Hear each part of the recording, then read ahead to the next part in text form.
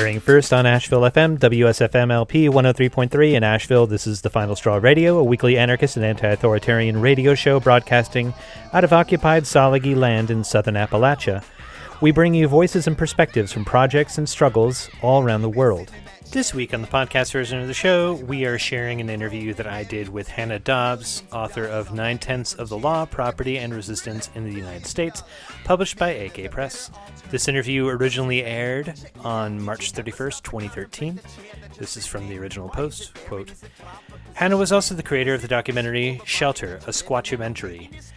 We talk about squatting in the U.S., homesteading, market values, views on squat resistance in other countries from the U.S., and more. More info on this book can be found at propertyandresistance.wordpress.com. It's worth noting that this interview did not have very much context around being a settler colonist in the so-called United States and the role of squatting in that manner, although we do touch lightly on that in the homesteading portion. Right now we're listening to the Squat song. Yeah. You probably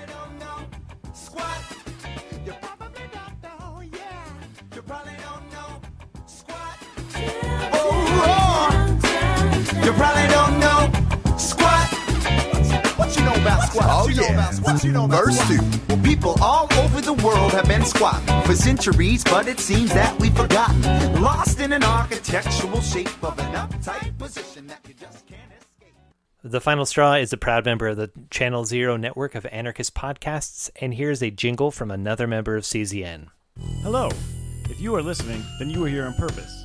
This is Twin Trouble, the podcast about fighting the system and staying rebellious while incarcerated. The show takes the form of a recorded phone call between my twin brother, currently locked up in a federal transfer overflow jail in Grady County, and myself in the free world of Chicago.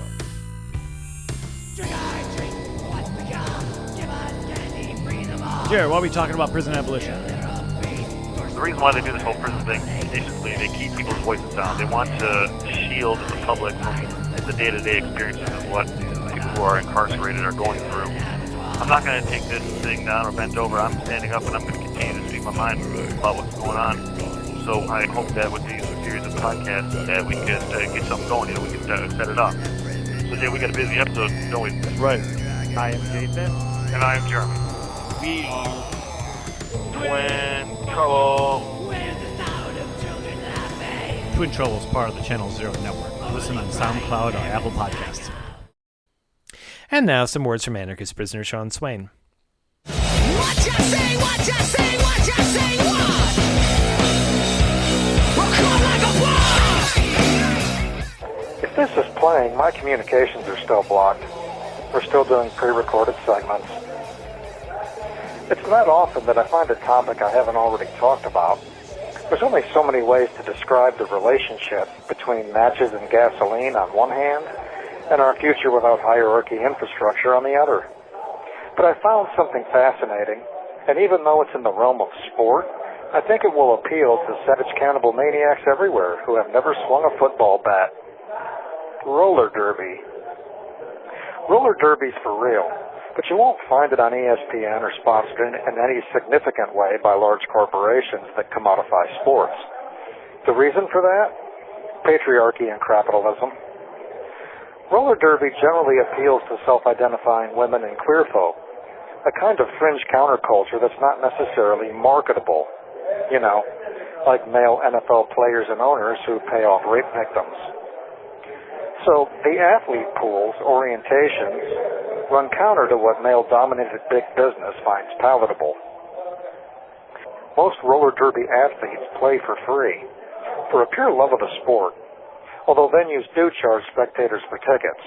Local venues might charge $10 to $12, whereas a national traveling team, yeah, they have those, might pull in as much as $175 a ticket. Local leagues organize teams by a draft, while the traveling teams select players by tryout. Players generally have to purchase their own equipment and uniforms. One league president in Canada has made a deliberate effort to partner with local skate shops to make roller derby more accessible, obtaining agreements for low-budget skate rental and attempting to lower costs of the player dues so that money doesn't dictate who gets to play. Some time back, roller derby was considered by the International Olympic Committee, but they insisted that players would have to have their government names on their jerseys rather than their derby names. Roller derby athletes frequently develop their own names, like Tornado or Torque or Bruiser. It seems that forcing athletes to abandon those names was the IOC's effort to again control freak identity of largely female and queer folk. Each roller derby team has 21 players on the roster, 14 on the bench for games. Only 5 play at a time, 4 blockers and a jammer. Points are scored by the jammer, whose job is to lap the players from the opposing team.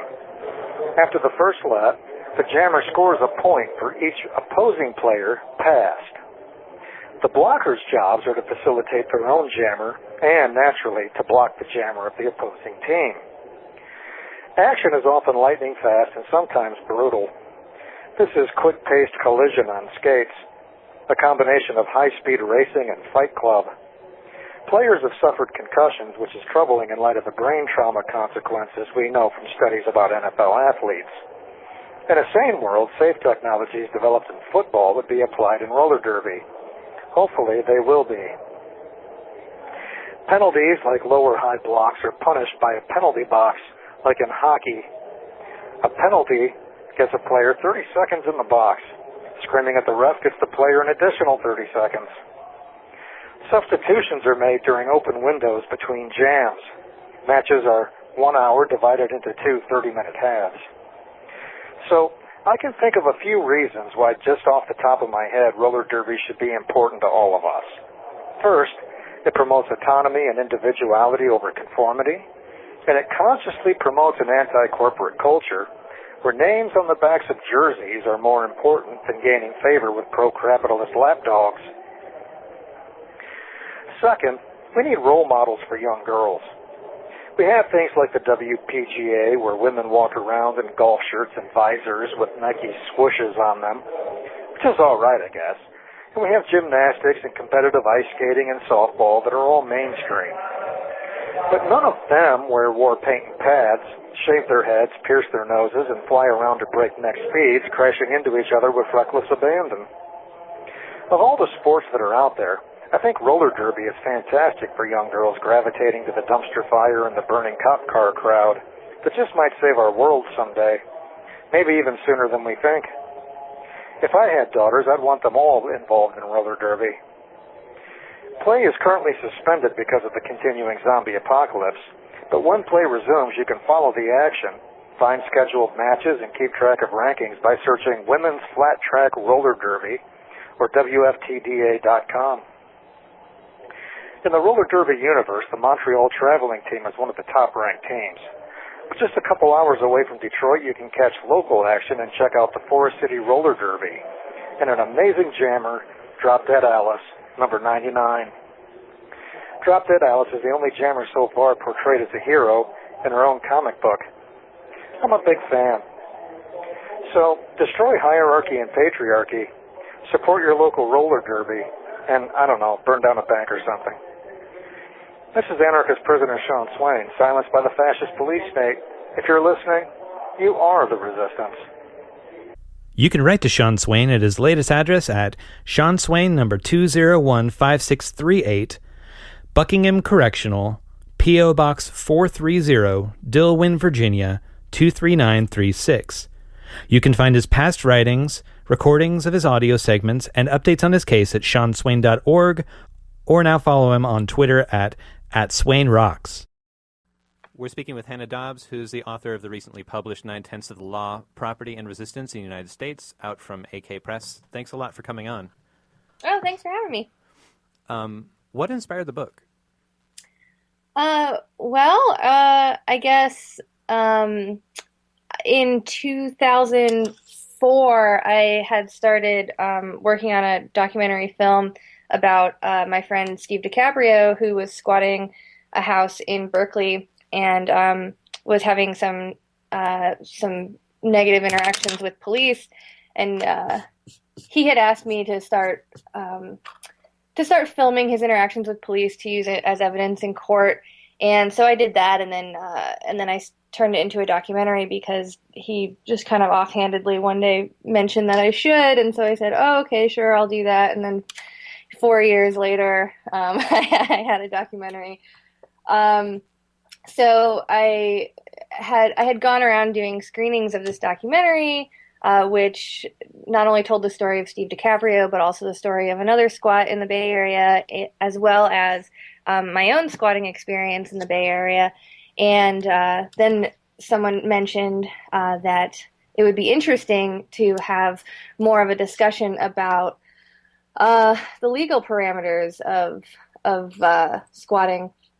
And so I said, "Oh, okay, sure. I guess I will start working on another 4-year-long project," and then that's what turned into the book.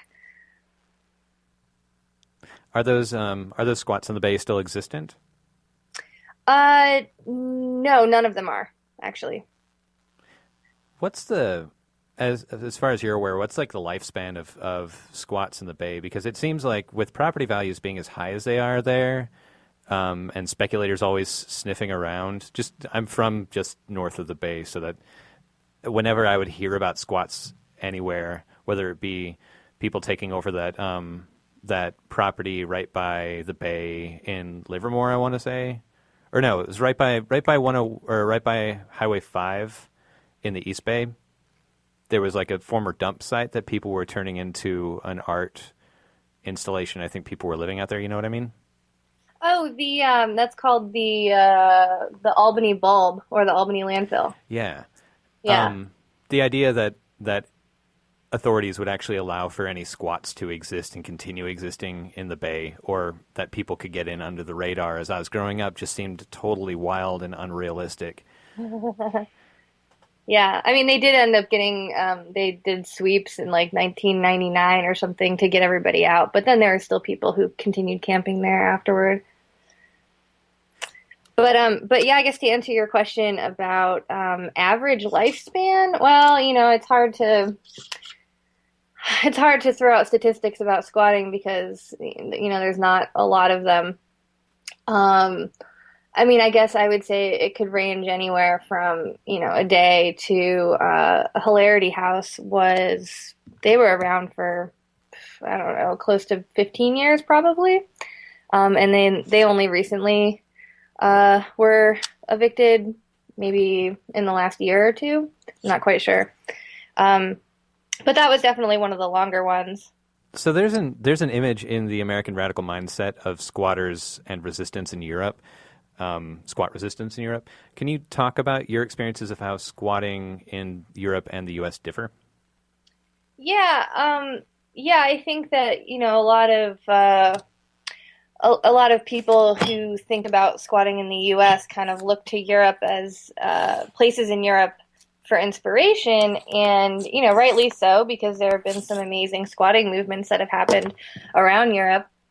But I think that one of the mistakes that Americans often make is to try to replicate those movements, and I don't think that is realistic here, simply because we exist in a different legal and cultural climate, and I mean, obviously we have different laws that either don't support squatting or prevent squatting in certain ways. But also, there's not really a culture of squatting here like there is in some other places where it is more widely accepted and supported. So I think that using squatting as a tactic to achieve some sort of end goal and create and build momentum around that is, I think that is a desirable step. But I think that to try to utilize the same channels as have been used across Europe, I think that's probably a mistake, just because that's we don't exist in the same world. Do we kind of lack a social history of the commons? Would that be like a part of it? Well, I think, as I discuss in the book, there are plenty of instances of movements to, resist certain actions around property. So it's not to say it's unprecedented. These sorts of things have never happened, but I don't think that we have such a rich culture of squatting in the same way as, say, Amsterdam. And that has a lot to do with our history of how property was distributed among settlers and people moving westward in the 19th century, and how we all came to view and think about property as a result of that, because everything that we do now is sort of built off of the way that we were instructed to think about it back then.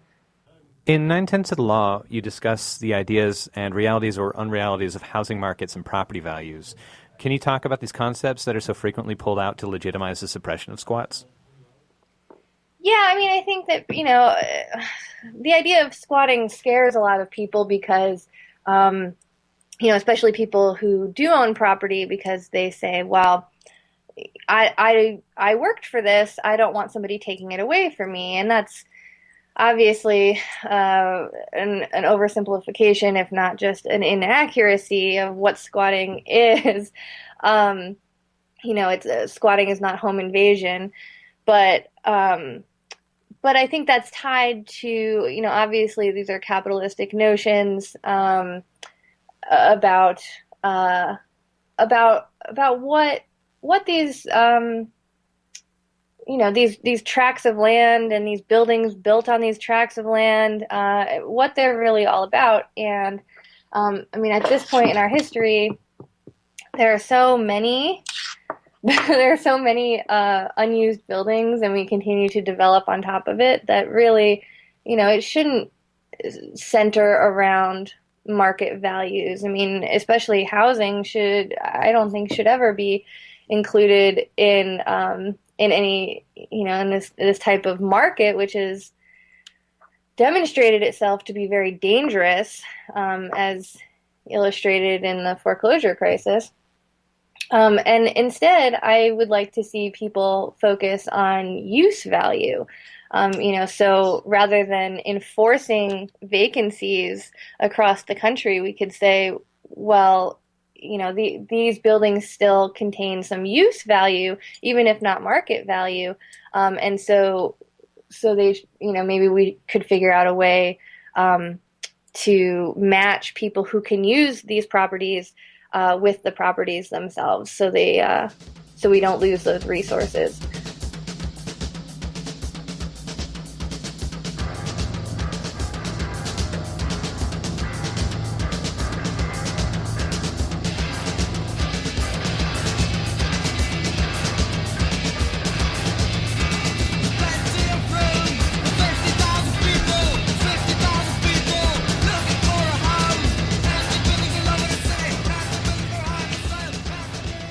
This week we're speaking with Hannah Dobbz, documentarian who created the film Shelter, a Squatumentary, about the new book that they just released entitled 9/10 of the Law, Property and Resistance in the United States, just out from AK Press. Right now we're listening to the Danish punk band The X from their 1983 album Tumult. The song is called Squat. Archives of this show can be found by checking what I incorrectly gave the address before. It's actually not Final Straw. It's finalstrawradio.noblogs.org, not com. .org. There you can contact us and suggest show content. And I would like to give a hearty welcome to the airwaves, to KWTF Radio, which up until now has been operating as an internet-only station while they were struggling to get their license. So congratulations to Sonoma County's newest and freshest low-power FM station, now at 88.1 FM. Woot!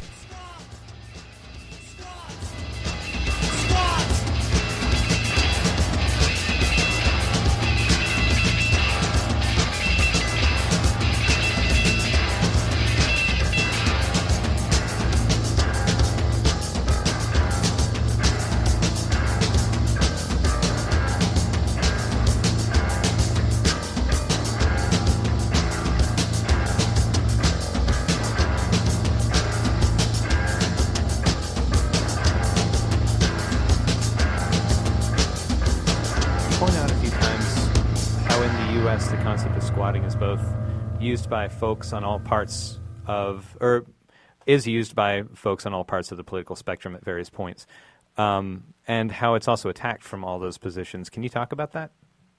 Yeah, I mean, squatting is a tactic. It's not a party line.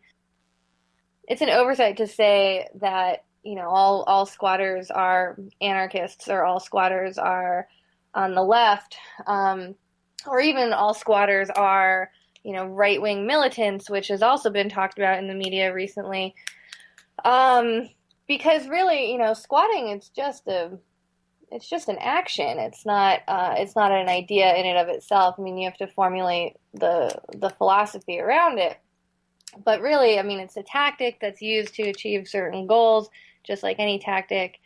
And so, so obviously that can be used by, any type of person, whether it be to prove some kind of point about the state of housing on the left, or whether it's to prove some kind of point about, the government playing too much of a role in your life on the right, or whether it's completely apolitical and it's happening just out of necessity. Can you talk about the relationship between squatting and homesteading? Yeah, I mean, I wouldn't really say that homesteading is something that currently happens so much as, I mean, it was resurrected in the form of urban homesteading in the 70s and 80s, and then there was a federal program as well as some local programs that facilitated that sort of thing, which is basically it was a sort of a sanctioned form of squatting on the track to home ownership, and that law was repealed in 1991. So if there is any form of this sort of thing happening around the country, it's probably just localized within cities, specific cities, and then they probably have some sort of specific legislation around it or policy around it that essentially allows for the same thing to happen, although it may not be called homesteading. Anyway, historically, there's been a bit of a semantic difference between homesteading and squatting, and it really depends on how you think of squatting. Historically, some homesteaders have considered themselves to be more legitimate than squatters because they are using whatever form of legalized channel to do to essentially achieve the same goals in many ways. And in that sense, squatters were viewed as just kind of freeloaders who weren't interested in improving the building or their space. But there's also been squatters who are essentially doing the same thing as homesteaders, and there still are, who identify strongly as squatters, although they are indeed fixing up their buildings and trying to improve their spaces. And not just simply occupying that space and over time destroying it. To my knowledge, the discussion of the legalization or around legalization of spaces has been pretty existent in many scenes where squatting was viewed as a political act, like during the autonomy movements throughout the 60s and 80s in a lot of European countries. Can you talk about the debate about and how it's looked at in the United States? How does a space, like for instance, ABC No Rio in New York, fare alongside 377 East 10th Street in the Lower East Side? I'm sorry, I don't understand the question. Oh, I was wondering if you could address the discussion about like what it looks like when a space ends up legalizing, such as a number of the squats that you point out in the third chapter of the book. They end up getting into a relationship with the homesteading organizations that the city or the federal government are running, and building sort of a contractual relationship at that point, because they take the route towards legalization, which means they get the safety net of not being under threat of eviction, but they also get roped into this whole economic scheme. Do you know what I mean? Of like taking loans from the city or whatever else. I was just wondering if you could address that idea of staying a squat like having a building or a property stay a squat and still be in danger or like in precarity, as opposed to taking what may be seen as the easy route when it's an option of becoming legalized? Yeah. I don't think that there's an easy answer to to that quandary. And I think that, a lot of squatters have faced this this dilemma, especially the 11 squats, as you're referring to, in the Lower East Side of New York, who were offered this legalization deal in 2001 by the city to essentially, go through this process where they come to own their buildings. And there were a lot of internal debates and controversies about whether or not they should accept this deal, because what that would mean is that, then all of a sudden they're working with this entity that they had been at odds with for so long, and who had been opposed to them for so long, and were actively trying to eliminate them for so long. So there are some ethical dilemmas with that. But then on the other hand, it really boils down to what your goals are. And I think there were a lot of discussions that were had among those groups of people about what their goals were. And for some of them, it was just to create sustainable, affordable housing. And this would be one way of doing that. So it really just goes back to that idea of squatting as a tactic and determining what your goals and objectives are, and then using that tactic appropriately. So whether that's, accepting these deals from the city, going the legalization route, or, trying to forever remain in conflict with these authorities. I don't know. I mean, that's up to each individual squatting group. What sort of relationship exists between squatting and gentrification? I think that's a tough one that, a lot of politically or socially conscious squatters have struggled with. In some ways, squatters could be construed as some of the initial agents of gentrification. Depending on where you're located, that might kind of be a long shot, or it might be very accurate. But I mean, the way that gentrification works is, you take a neighborhood that's in decline and introduce populations that, make it seem a little bit safer for the demographic that's like a little bit higher up on the economic chain than you, and then they make it seem safer for the next demographic, and then all of a sudden, or maybe not all of a sudden, but eventually there are fancy shops and property values are unaffordable for the original populations that lived there, and that's essentially what gentrification is. It's the displacement of those populations because they can't afford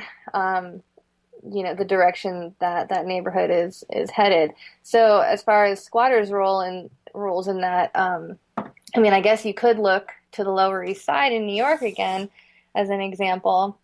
I guess you could say that the squatters made it feel safe for, starving artists to move in, and the starving artists made it seem safe for the gallery artists, and then the gallery artists made it seem safe for, more like yuppie type people. And then if any of your listeners have been to the Lower East Side today, I mean, it doesn't resemble anything like it was 30 years ago, when a lot of this squatting was happening. So in that sense, if it weren't for rent control in a lot of the apartments, or the city's deal where they legalized a bunch of the squats, I think a lot of those people would have been displaced, which of course is kind of ironic because that was the whole struggle in the first place, right? As they were trying to carve out spaces for themselves to subsist, and then potentially end up pricing themselves out. Do you think the Occupy movement has altered or changed popular conception of squatting or brought it more into the limelight? If so, how do you think this will change the tactics of squatting? Yeah, the Occupy movement. I mean, that could really go either way. I think in a lot of ways it did. Like people were, it kind of catalyzed a lot of momentum around this stuff, and people started thinking about issues of housing injustice and property injustice. And so they were able to identify with these ideas a lot more, and then some people were willing to participate in certain demonstrations, and even people who weren't were able to support those demonstrations a little bit more. On the other hand, there were some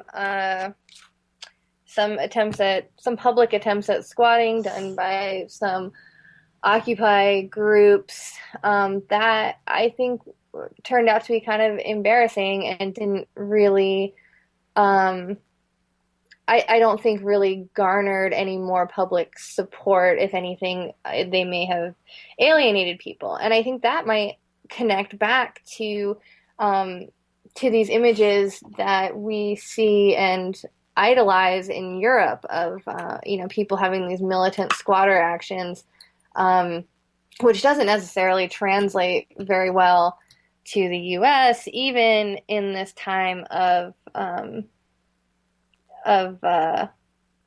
housing crisis, where a lot of people are able to identify with the struggle. But I don't think that some of the approaches to squatting in this way have been very well received. I feel like you're referring to the building occupations around Occupy Oakland and Occupy SF, maybe. But there were also other groups that started up in relationship to evictions and in relationship to foreclosures, where they would open up, and it was pretty well publicized. Like in I want to say the Bronx, maybe, or Brooklyn groups, and in Florida also, where Occupy-related groups were going in as a huge street party. Did this in Portland, too, and opening up foreclosed houses to homeless families. Do you think that had much of an impact, or did that really resonate outside of the people who were just looking for that sort of thing to happen? Like, I read radical media because I'm a radical. Did it change the debates, do you think, in terms of how the American public perceives of private property? I mean, it's so hard to tell because the American public is so vast, and much of the media can't really understand or identify with a lot of what's going on. So the things that you read in the mainstream news are not exactly positive. But, to clarify what I was saying before, I think that there have been actions that have been very effective and very successful, and we're able to get support from their immediate communities. And I think that there were actions that didn't go so well. So, it has a lot to do with the execution and how exactly you strategize around it. But in some ways, yeah, I think there's a growing movement toward housing justice, and it's happening in all segments of society. But then at the same time, there's an increasing number of news reports in the mainstream media about, scary squatters stealing houses. And there's no sort of sympathy there whatsoever. So if anything, I would say that that the climate is actually becoming more polarized, if for no other reason than that there is more and more attention being drawn to these issues. Are there any current projects in the U.S. that you find exciting? Yeah, it hasn't really taken off that much yet, but there's a lot of work being done around it. It's this nonprofit in the Bay Area called Land Action, and the idea is that this nonprofit will basically work to help squatters gain title to abandoned buildings that they are essentially homesteading and working toward improving. I mean, that's sort of the short explanation of how it all works, but I think it's a really cool idea, and I really hope to see it pan out and to see people. My blog, which is called Property and Resistance .wordpress.com. Really exciting to me. Thank you very much. Thanks. This is The Final Straw, and I'm Bursa Goodness. This show will later be archived at thefinalstrawradio.noblogs.org, and you can email us with questions and suggestions at thefinalstrawradio@riseup.net or thefinalstrawradio@protonmail.com. If you'd like to use any episode for your project or radio show, feel free to do so. Just send us an email to let us know. If you care to, you can send us letters at The Final Straw Radio, P.O. Box 6004, Asheville, North Carolina, 28816. This show is brought to you by Firestorm Books and Coffee. Located at 610 Haywood Road, Firestorm Books and Coffee is a worker-owned co-op in Asheville specializing in offbeat, underground, and independent literature. You can find a catalog of Firestorm's books and zines, plus a full calendar of events up at their website, firestorm.coop.